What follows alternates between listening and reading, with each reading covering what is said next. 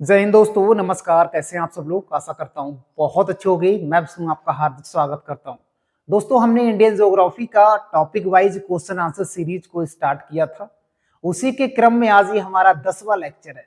ये all competitive exam का ये सीरीज है। अगर आप भारत के कोई भी कॉम्पिटिटिव एग्जाम की तैयारी करते हो, कोई भी सरकारी नौकरी की तैयारी करते हो, अगर उसमें इंडियन ज्योग्राफी आता है तो ये सीरीज बस देखकर चले जाना। सीरीज में टोटल 15 यानी 15 वीडियो होंगी। बस 15 टॉपिक कंप्लीट कर लिए जहां से हमारे एग्जाम में प्रश्न बनते हैं, तो आपका काम हो गया। आपको कोई किताब, कोई नोट्स कुछ नहीं पढ़ना, सिर्फ इसका प्रैक्टिस कर लो आप। तो उसी के क्रम में ये 10वां लेक्चर है। आज करेंगे भारत की कृषि। इसमें टॉप 70 क्वेश्चंस हैं जो हमारे एग्जाम में बार बार रिपीट होते हैं, बस यही पूछे जाते हैं।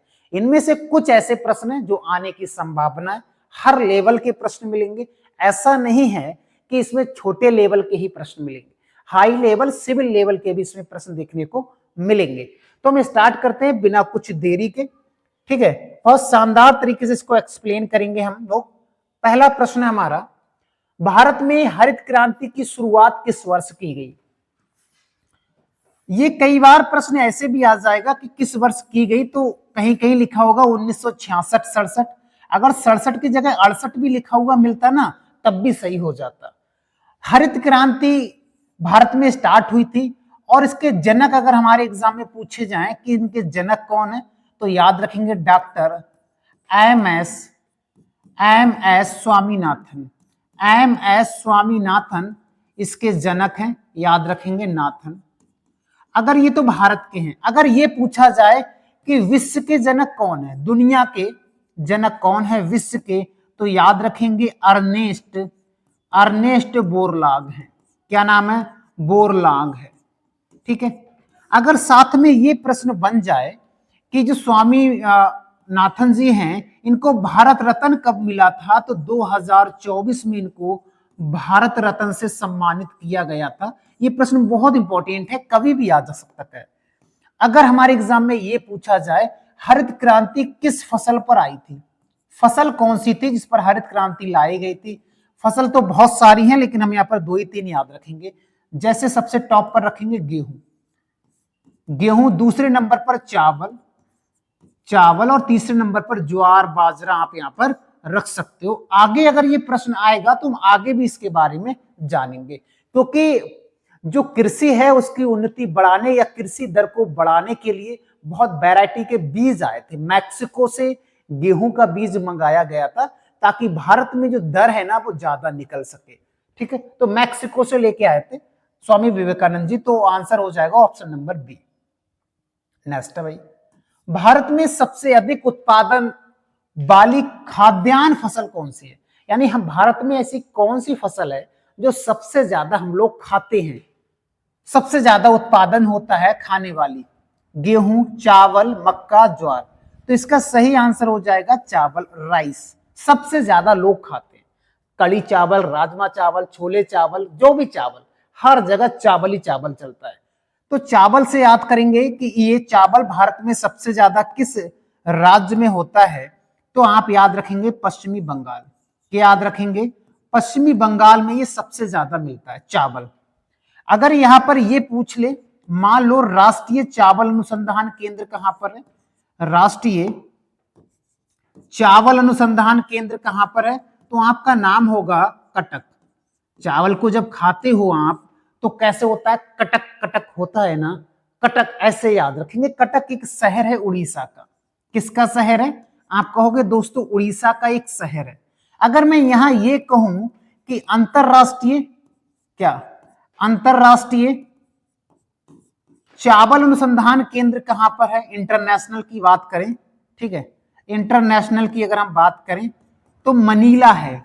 आप कहोगे सर मनीला क्या है, तो ये राजधानी है फिलीपींस की। क्या? फिलीपींस की ये राजधानी है मनीला, इसको हमें याद रखना है। तो चावल से ये 2 चीजें याद रखेंगे। और वेस्ट बंगाल में जूट बहुत होता है, जूट बहुत होता है। गेंदा का एक फूल है, और अनानास, ये 4 चीजों के लिए वेस्ट बंगाल टॉप पर रहता है। तो वेस्ट बंगाल के बारे में इतने प्रश्न हमको याद रखने हैं। ये वाले प्रश्न नंबर 2 से। इसी प्रकार से हम 70 प्रश्न करेंगे और 70 से लगभग हम 200 प्रश्न कवर करने वाले हैं। बहुत शानदार तरीके से, प्रश्न कैसे भी होगा गलत नहीं होना चाहिए हमारे एग्जाम में। ओके, नेक्स्ट, भारत में गन्ने का सबसे बड़ा उत्पादक राज्य कौन सा है? गन्ना सबसे ज्यादा कहां होता है? अगर बात करें, सबसे ज्यादा गन्ना होता है उत्तर प्रदेश में। अगर यहां विश्व में बात करें, विश्व में गन्ना कहां होता है, तो ब्राजील कभी कभी ऑप्शन सही हो जाता है। अगर कॉफी के लिए पूछा जाए विश्व में, कॉफी के लिए, तो भी ब्राजील टॉप पर रहता है, याद रखेंगे। ठीक है, तो ब्राजील के बारे में ये 2 फैक्ट हमको याद रखने हैं। गन्ने वाला। अगर हम महाराष्ट्र की बात करेंगे तो महाराष्ट्र काजू के लिए बहुत प्रसिद्ध है, महाराष्ट्र प्याज के लिए बहुत प्रसिद्ध है, महाराष्ट्र गुलाब के फूल के लिए बहुत प्रसिद्ध है। ठीक है, ये चीज हमें याद रखेंगे। और संतरे के लिए भी बहुत प्रसिद्ध है महाराष्ट्र, हमें याद, संतरा नहीं, संतरा तो मध्य प्रदेश में। ठीक है, तो ये चीज याद रखेंगे महाराष्ट्र से। अगर हम कर्नाटक की बात करें तो कर्नाटक किसके लिए प्रसिद्ध है? हालांकि ये सब प्रश्न आगे आएंगे, अगर हम अभी से थोड़ा जोर अधिक दे लेंगे तो प्रश्न आसानी होगी हमें। कर्नाटक कॉफी के लिए बहुत टॉप पर रहता है पूरे भारत में, कॉफी और सूरजमुखी, सूरजमुखी। साथ में रेशम की बात करें तो रेशम में भी ये टॉप पर रहता है, क्या? कर्नाटक। अगर मैं यहां बिहार की बात कर दूं भाई, किसकी? बिहार की बात करूं भाई, तो बिहार में लीची बहुत प्रसिद्ध है, लीची के लिए बिहार बहुत प्रसिद्ध है, याद रखेंगे। और उत्तर प्रदेश में बता ही दिया था, गन्ना। अगर पूछा जाएगा गेहूं उत्पादन की दृष्टि से देखेंगे तो हो जाएगा, आलू हो जाएगा भैया, याद रखेंगे उत्तर प्रदेश में। तो इतने प्रश्न यहां से पूछे गए हैं दोस्तों, बार बार इनको हमें याद रखना है। ठीक है, नेक्स्ट बढ़ते हैं। चौथा प्रश्न है, भारत में खरीफ फसलों की कटाई किस मौसम में की जाती है? खरीफ दोस्तों, फसलों को 3 भागों में बांटा जाता है, आपको सबको पता है 3 भागों में बांटा जाता है। एक होता है रबी फसल, रबी क्रॉप, एक होता है खरीफ और एक होता है जायद। क्या होता है? जायद। ठीक है, 3 प्रकार से बांटा जाता है। जो रबी की फसल है वो शरद ऋतु में बोई जाती है, और ये ग्रीष्म ऋतु में बोई जाती है, और ये भी ग्रीष्म में ही बोई जाती है। ग्रीष्म में कहा, तो आप कह सकते हो मार्च से और मई जून जुलाई के बीच में, जून जुलाई, इसलिए मार्च से जुलाई। ठीक है, इसके बीच में ये बोई जाती है, याद रखेंगे क्या? जायद की फसलें। कहीं कहीं पर अप्रैल मई जून ऐसे लिखा हुआ मिलेगा, तो जो भी डाटा हमें याद रखना है। रबी की फसलें की जो कटाई होती है, सॉरी जो बुवाई होती है, प्रश्न आएगा बुवाई कब होती है, फसल को कब बोते हैं? तो आप कहोगे दोस्तों अक्टूबर और नवंबर में हम इसको बो लेते हैं, अक्टूबर और नवंबर में हम इसको बो लेते हैं। और इसी प्रकार से खरीफ की बुवाई कब होती है? बुवाई की अगर हम बात करें तो याद रखेंगे जून जुलाई, याद रखेंगे जून जुलाई। ठीक है, जून जुलाई के महीने में, कहीं कहीं जुलाई अगस्त भी लिखा हुआ मिलेगा, तो जून जुलाई में हम धान गाड़ते हैं ना, तो धान एक खरीफ क्रॉप है। अगर ये प्रश्न आया कि ये बताओ भाई इन दोनों में मानसून पर निर्भर कौन सा है, तो ये जो फसल है ये मानसून पर निर्भर है। किस पर? मानसून जब आएगा तो ये फसल अच्छी हो जाएगी। ये फसल जो रबी वाली फसलें होती हैं वो सिंचाई पर निर्भर होती हैं। ठीक है, वो सिंचाई पर निर्भर होती हैं। ये प्रश्न भी हमारे एग्जाम में पूछे जाते हैं, तो इसका सही ऑप्शन हो जाएगा खरीफ की फसल कब कटाई की जाती है, तो याद रखेंगे शरद ऋतु में। ठीक है, भारत में कॉफी के लिए कॉफी उत्पादन के लिए प्रसिद्ध राज्य कौन सा है? मैंने बताया कर्नाटक, बिल्कुल सही ऑप्शन हो जाएगा। अगर केरल पूछा जाएगा तो केरल मसालों के लिए बहुत प्रसिद्ध है, नारियल के लिए भी बहुत प्रसिद्ध है, नारियल के लिए भी बहुत प्रसिद्ध है, मसालों के लिए भी बहुत प्रसिद्ध है। लेकिन अगर करंट डाटा के अनुसार चले कि वर्तमान में बताओ सबसे टॉप पर मसाले उत्पादन कौन सा राज्य करता है, तो मध्य प्रदेश हो जाएगा। अब एग्जामिनर कैसे प्रश्न सेट करता है वो हम देखेंगे। ठीक है, तमिलनाडु की अगर मैं यहां पर बात करूंगा तो ये चाय के लिए बहुत प्रसिद्ध है, तमिलनाडु दक्षिण भारत में चाय का। असम भी चाय के लिए है, लेकिन पूरे भारत में आए कि भारत में चाय का उत्पादन सबसे ज्यादा कहां होता है, तो हम लगा देंगे भैया, तो हम असम लगाएंगे। अगर ये पूछा जाए कि दक्षिण भारत में सबसे ज्यादा चाय वाला राज्य बताओ, तो हम तमिलनाडु लगा देंगे। ठीक है, नेक्स्ट बढ़ते हैं। भारत में श्वेत क्रांति का नेतृत्व किसने किया? सीधे सीधे से ये पूछ रहा है कि श्वेत क्रांति के जनक कौन है, तो आपको पता है डॉक्टर वर्गीस कुरियन है।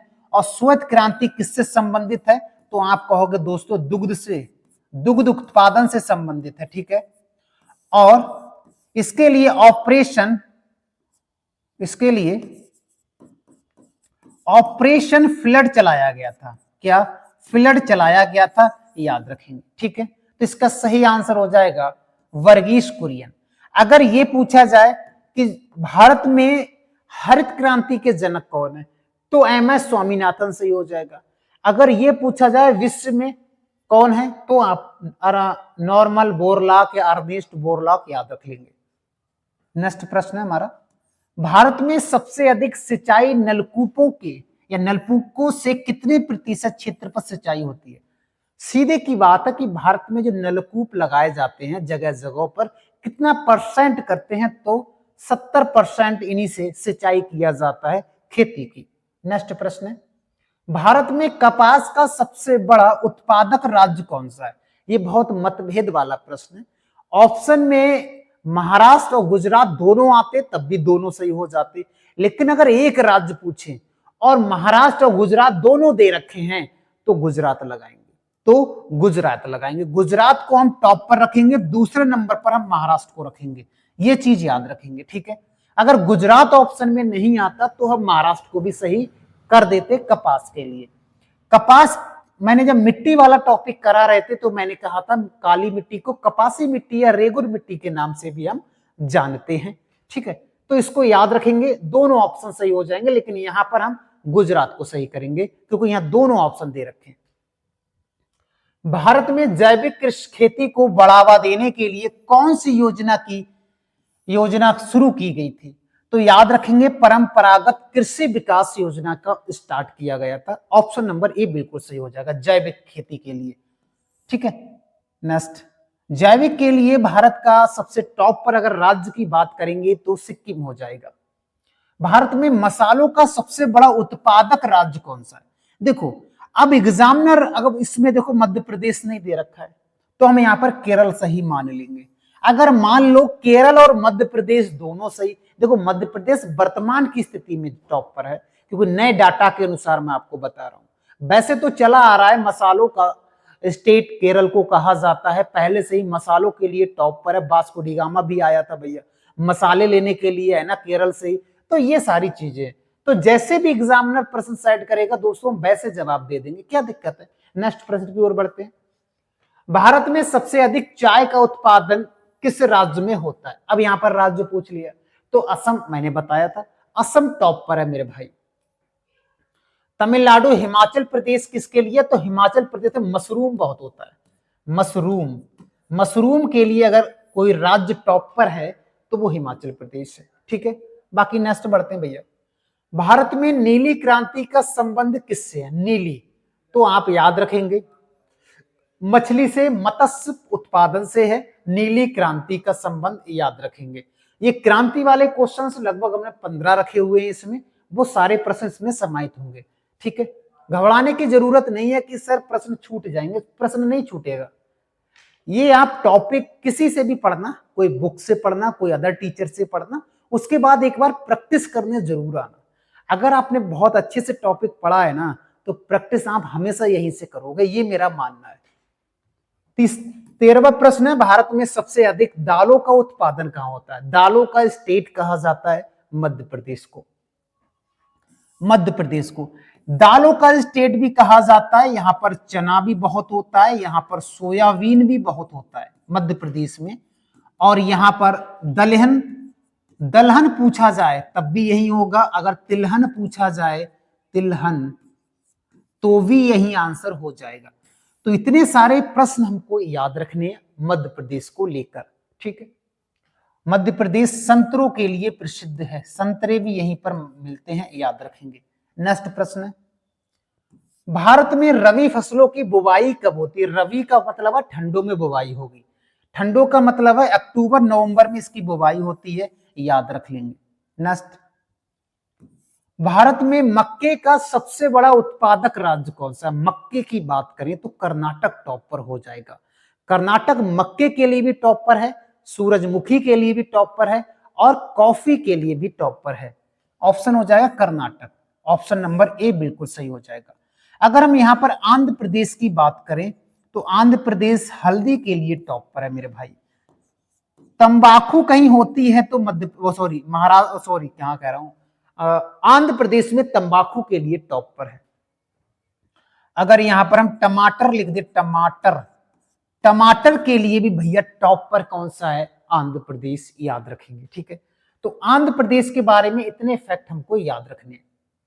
अगर हम पंजाब की यहां पर बात करें तो दोस्तों पंजाब और हरियाणा प्रति हेक्टर के हिसाब से देखा जाए तो खाद्यान्न फसलें यहां अधिक होती है प्रति हेक्टर के हिसाब से।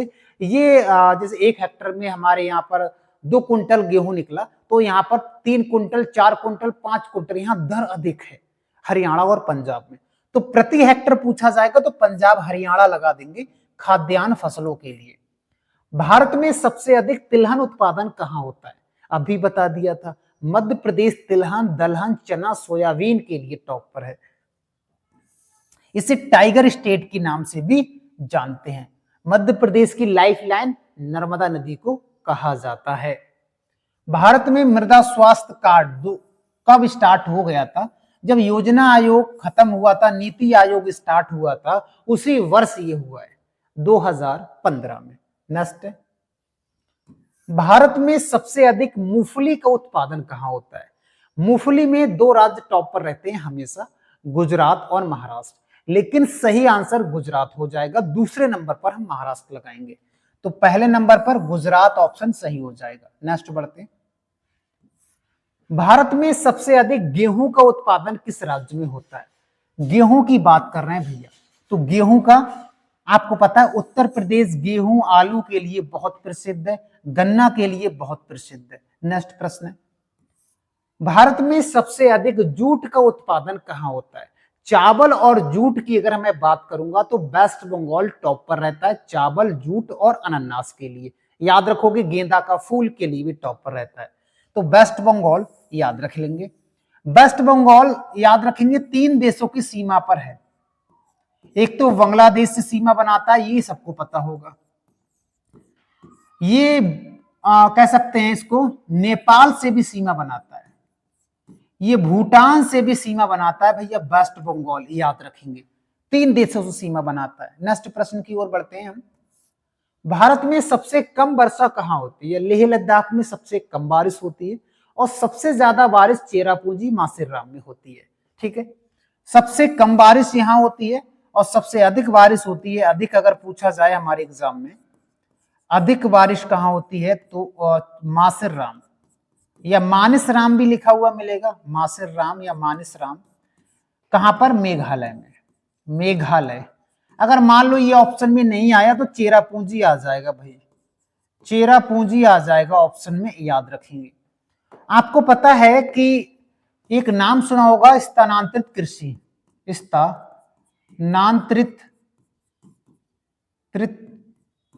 कृषि, यानी हम इसको झूमिंग कृषि के नाम से भी जानते हैं।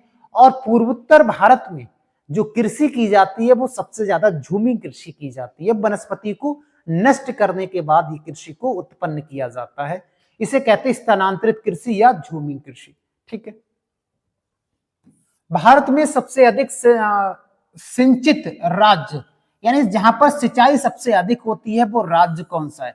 तो पहले नंबर पे तो हम पंजाब लगाएंगे और दूसरे नंबर पर उत्तर प्रदेश लगाएंगे। ठीक है, दोनों ऑप्शन में दे रखे हैं तो पंजाब टॉप पर हो जाएगा। मान लो पंजाब ऑप्शन में नहीं देगा तो उत्तर प्रदेश हो जाएगा। इस चीज को हमको याद रखना है।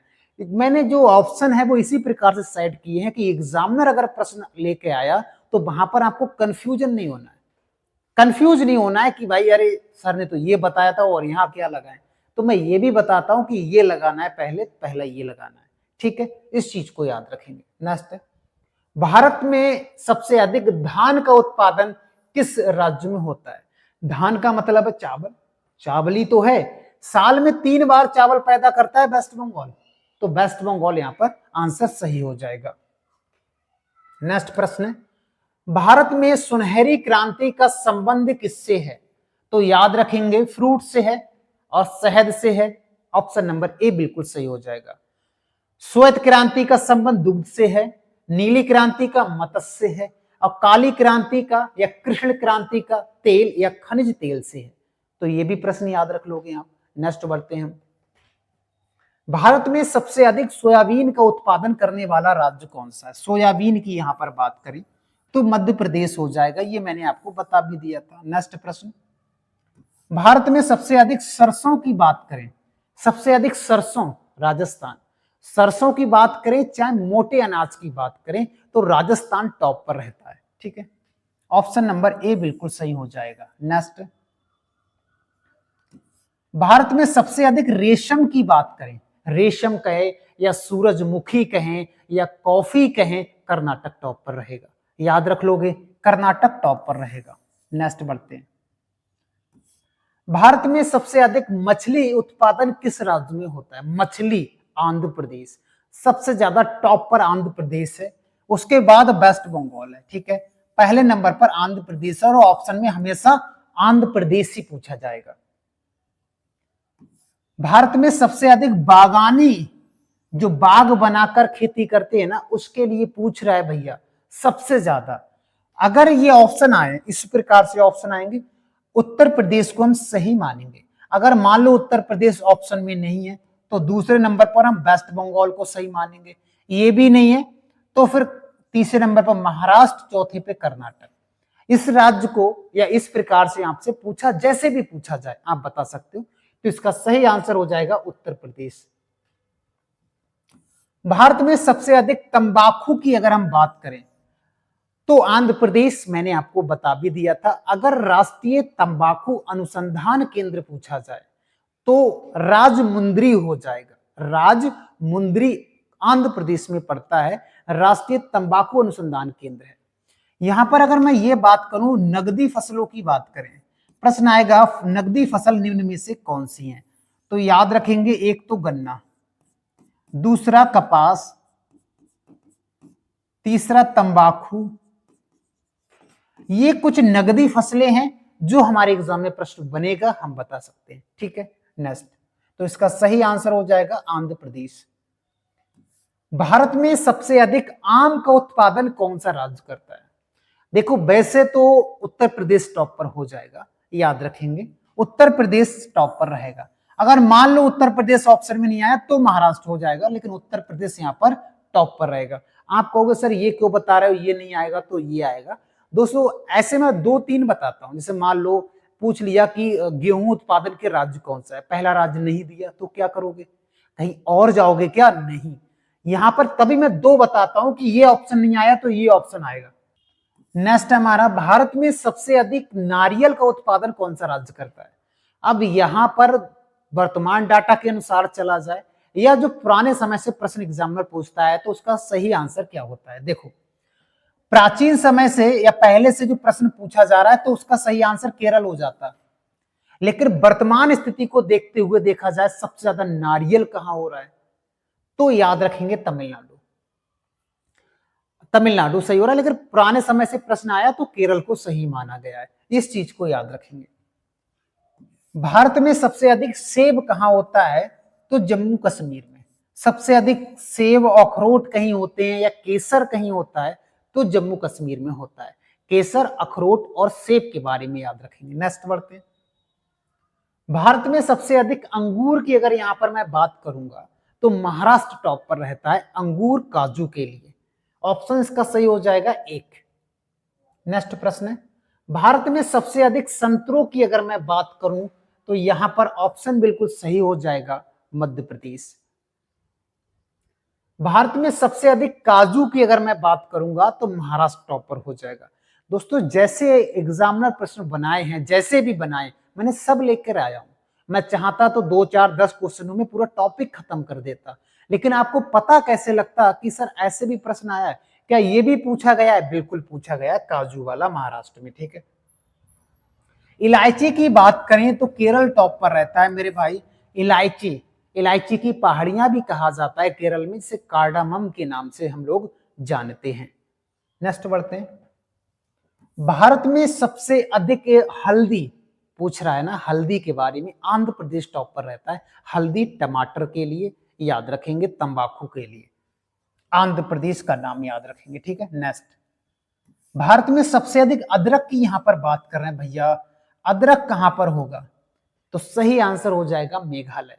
अदरक, अदरक वाली चाय, तो चाय के लिए असम, और असम के पड़ोसी कौन है? मेघालय।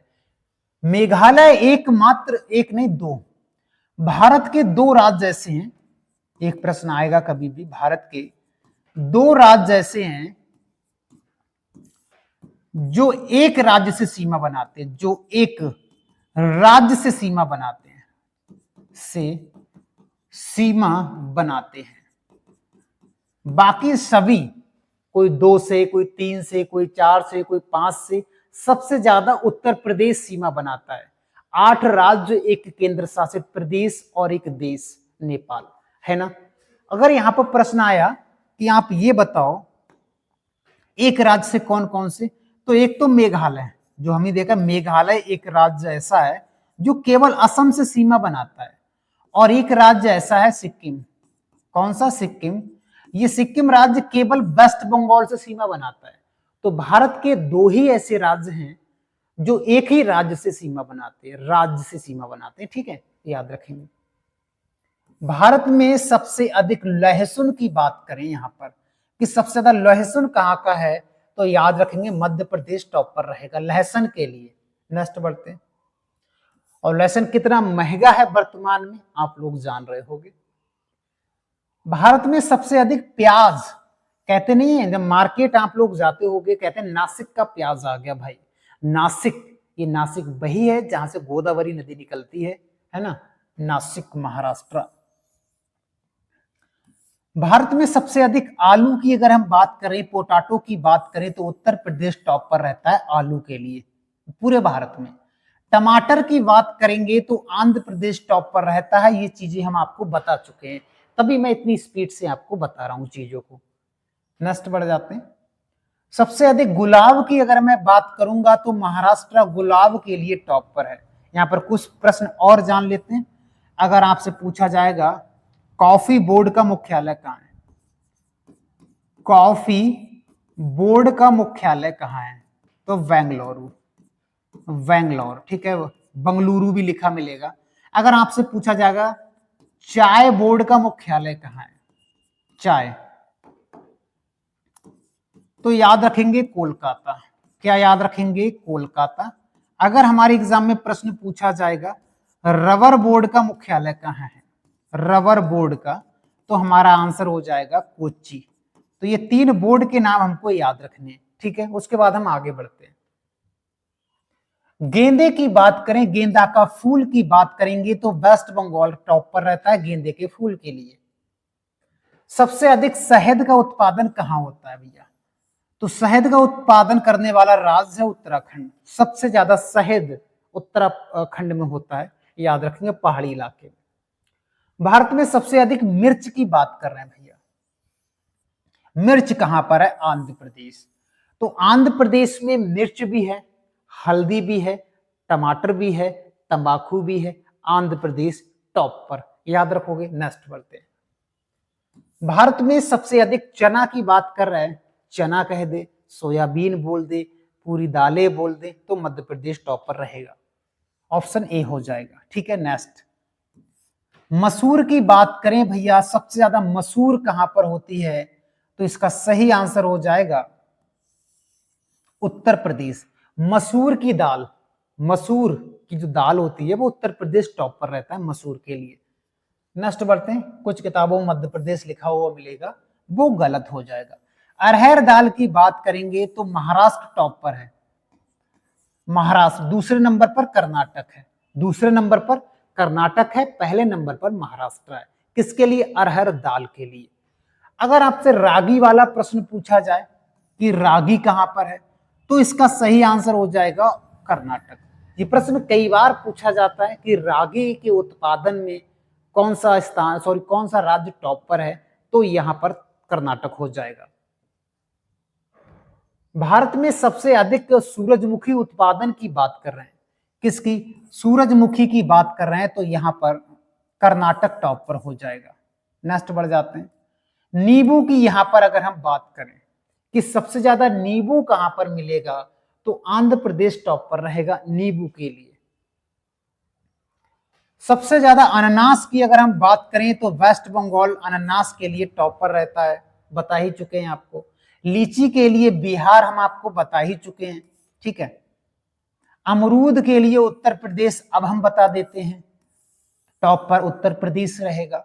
नेक्स्ट हमारा पपीते की बात करें, टॉप पर पपीता आंध्र प्रदेश में होता है भैया। पपीता कहां होता है? आंध्र प्रदेश में टॉप पर है पपीते के मामले में। केसर की बात करेंगे तो केसर एकमात्र राज्य जहां से केसर होता है जम्मू एंड कश्मीर के कश्मीर घाटी से होता है। किससे? कश्मीर घाटी से मिलता है भाई। और करेवा में, करेवा नामक निक्षेप बर्फ के पाए जाते हैं, वहीं पर मिलता है केसर। भारत में सबसे अधिक फूल गोभी, चाहे फूल गोभी कह दें चाहे बंद गोभी कह दें, दोनों के लिए टॉप पर वेस्ट बंगाल है, ठीक है। ऑप्शन नंबर ए बिल्कुल सही हो जाएगा। भारत में सबसे अधिक मशरूम का बात करूंगा तो ये भी हम आपको बता ही चुके हैं, हिमाचल प्रदेश हो जाएगा। हरित क्रांति का मुख्य उद्देश्य क्या था? अगर ये प्रश्न आया, जो राज्य वाले थे कि कौन सा राज्य उत्पादन की दृष्टि से ज्यादा है कम है, ये सब मैं आपको बता चुका हूं। अब हरित क्रांति के कुछ इंपॉर्टेंट प्रश्न, हालांकि 4-5 हम पहले भी देख चुके हैं और भी बात करें। खाद्यान्न उत्पादन का बढ़ावा, ये मुख्य उद्देश्य था। बाकी इन उद्देश्यों में ये सब शामिल भी हैं, लेकिन मुख्य उद्देश्य था खाद्यान्न फसलें। इसके लिए मैक्सिको से बीज लाया गया था।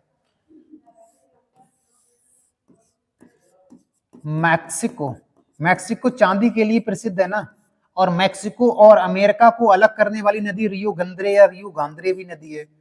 मैक्सिको से गेहूं का बीज लाया गया था। वैरायटी थी, गेहूं की प्रजाति थी सोनालिका, सोनालिका है ना, सोनालिका यहाँ की गेहूं की प्रजाति थी सोनालिका, याद रखेंगे। और चावल भी आया था, ठीक है। मुख्य रूप से ये दो फसलें, बाकी थी तो और भी फसलें, इन दो फसलों पर सबसे ज्यादा फोकस दिया गया। अगर ये पूछा जाए कि भारत में इसका विस्तार कहां तक हुआ था, हरित क्रांति का विस्तार की बात करें तो हरियाणा, पंजाब, पीवी लिख देते हैं, और पश्चिमी उत्तर प्रदेश, पश्चिमी यूपी। तो इन राज्यों में या इन क्षेत्रों में सबसे ज्यादा हरित क्रांति का प्रभाव देखने को मिलता है, याद रखेंगे। तो इन क्षेत्रों में कृषि भी टॉप पर रहती है। नेक्स्ट बढ़ते हैं।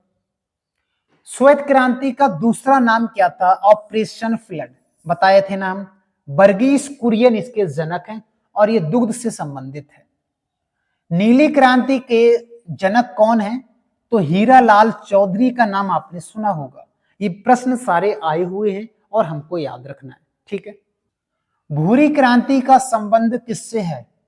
कोको और चॉकलेट से है, याद रखेंगे, ठीक है।